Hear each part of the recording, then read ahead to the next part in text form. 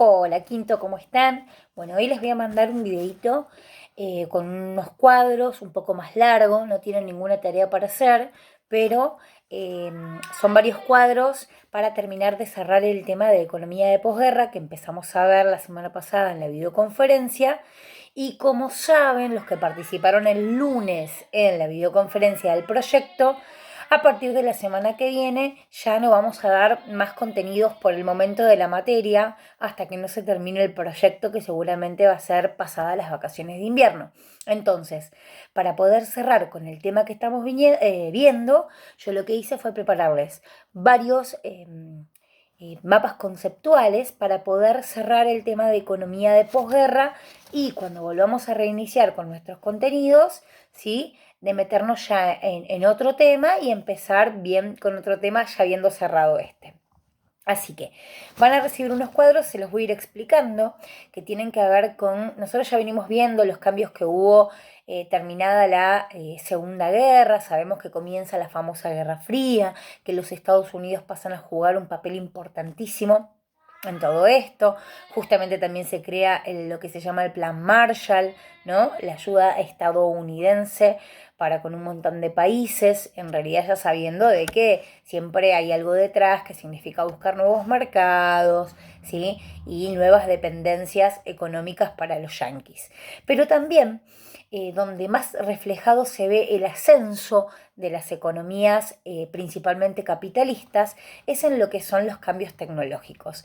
Se empieza a invertir mucho en lo que es tecnología y ciencia. De esta manera se empiezan a aplicar los conocimientos científicos y en las dos ramas que principalmente se van a dar van a ser en la electrónica y en la química. Las inversiones no van a ser simplemente por parte del Estado, sino que también van a ser por parte de empresas privadas que van a decidir invertir en estos nuevos conocimientos, en estas nuevas tecnologías, ¿sí? Y en el nuevo tipo de ciencia que se está haciendo. La Guerra Fría igual también viene a mostrar, si bien es un enfrentamiento, y ya sabemos, ya lo vimos, entre dos bloques, capitalista y comunista, viene también a traer aparejada toda una pelea entre estos dos que tiene que ver con cuánto invierte en ciencia cada uno, en tecnología, y cómo le va a cada uno, a ver a quién le va mejor en realidad. Es así que, por ejemplo, en el 57, la URSS, es decir, los soviéticos, envían, por ejemplo, hacen el primer satélite artificial y lo envían al espacio, que es el famoso Sputnik 1. Después se da también de que envían la primera vida, que es la perra laica, y después llega un primer astronauta, que es Yuri Gagarin, que es un soviético, un primer vuelo espacial. Los Estados Unidos, obviamente, para no quedarse detrás, lo que hacen es crear la NASA en el 58 y en el 69 lanzan el Apolo 11 que da por primera vez la llegada a la Luna, ¿sí? Entonces empiezan a invertir muchísimo más en lo que es el complejo también militar e industrial, además de lo que es ciencia y tecnología. También todos los cambios tecnológicos traen aparejadas muchas transformaciones en lo que es la producción, ¿sí? Yo les voy a nombrar algunas de esas,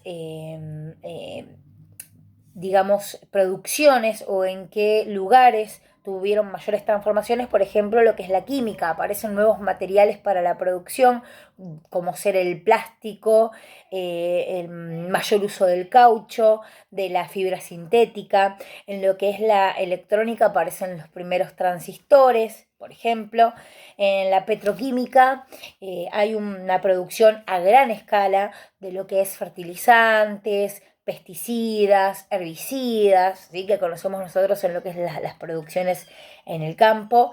En la industria farmacéutica se da a gran escala también el desarrollo de lo que son los antibióticos, los remedios, y se produce algo muy importante para este momento, que ustedes también lo van a ver en geografía, por eso yo lo comento brevemente, que es la famosa Revolución Verde, que es toda la aplicación de nuevas tecnologías en lo que es la producción agrícola, ¿sí? Se introducen nuevas variedades a la producción, como por ejemplo la producción de híbridos de maíz, de arroz, de trigo, de otros cereales también, que permiten obviamente aumentar el rendimiento por hectárea de toda la producción.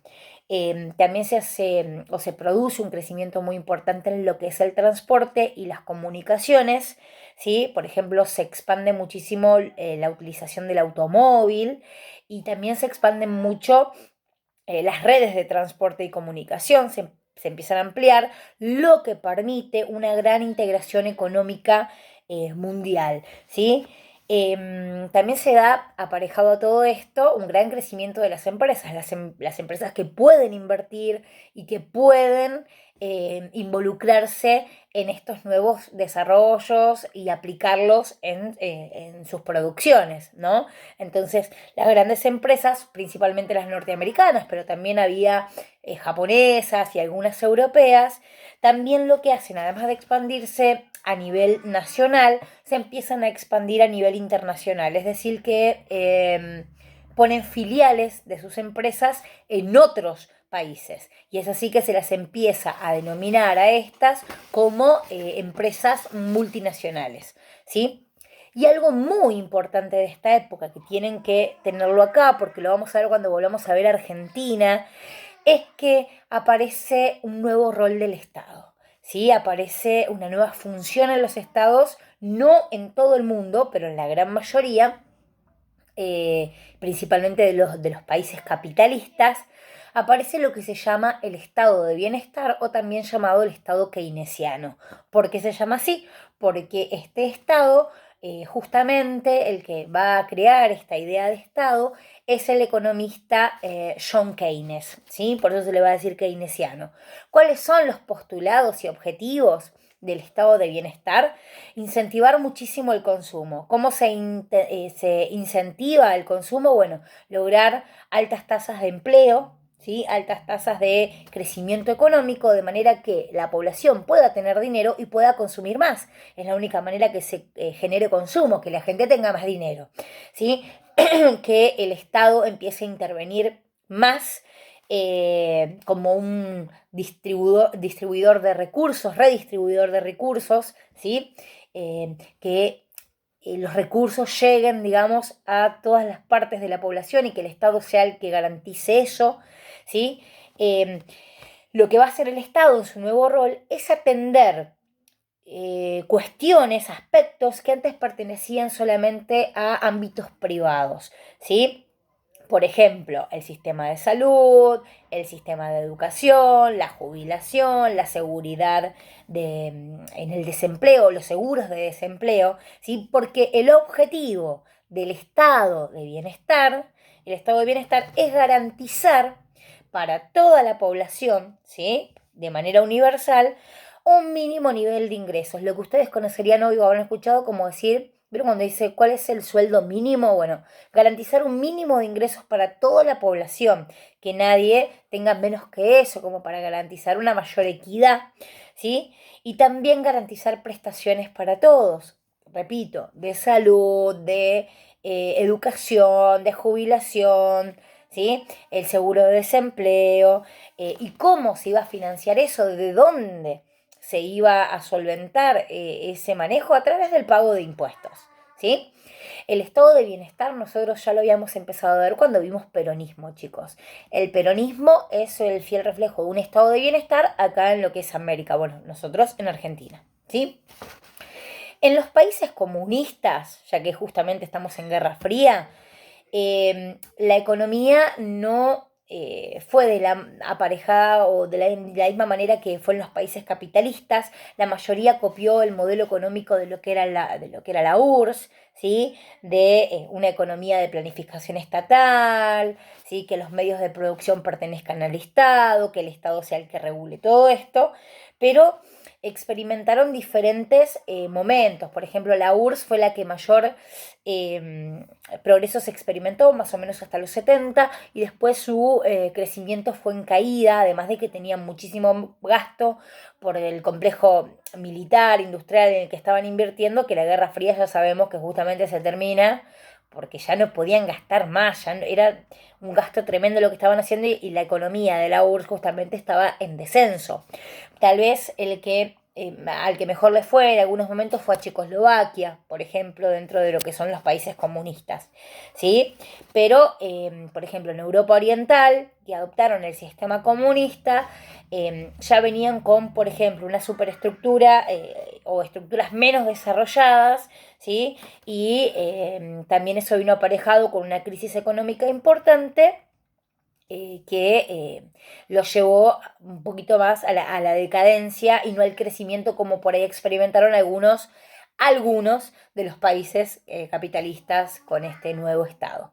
Tal vez el país que mejor les fue, que conocemos que adoptó un sistema político comunista, económico comunista, el sistema comunista fue a China, ¿sí? Y hoy vemos esos grandes desarrollos que tienen. Así que bueno, vamos a dejar acá todo lo que es economía de posguerra, nos vamos a dedicar al proyecto y cuando volvemos vamos a empezar a ver un nuevo tema. Sí, pero recuerden este nuevo rol del Estado que aparece, este nuevo estado de bienestar, que justamente, como les decía, ya lo vimos nosotros un poquito con Argentina. ¿Por qué quiero que lo recuerden? Porque justamente nosotros vimos cuando Perón cae, empiezan a estar distintos gobiernos militares, también algunos de civiles, pero que van a dejar un poco de lado ese estado de bienestar y se van a meter por otro lado u otro estilo de estado que pretenden para la Argentina, ¿sí? Bueno, chicos, les mando un abrazo y nos estaremos viendo cuando toque dar la tarea por parte de historia, que la semana que viene no, la otra, ¿sí? Igualmente saben que pueden consultar cuando lo deseen. Les mando un abrazo grande.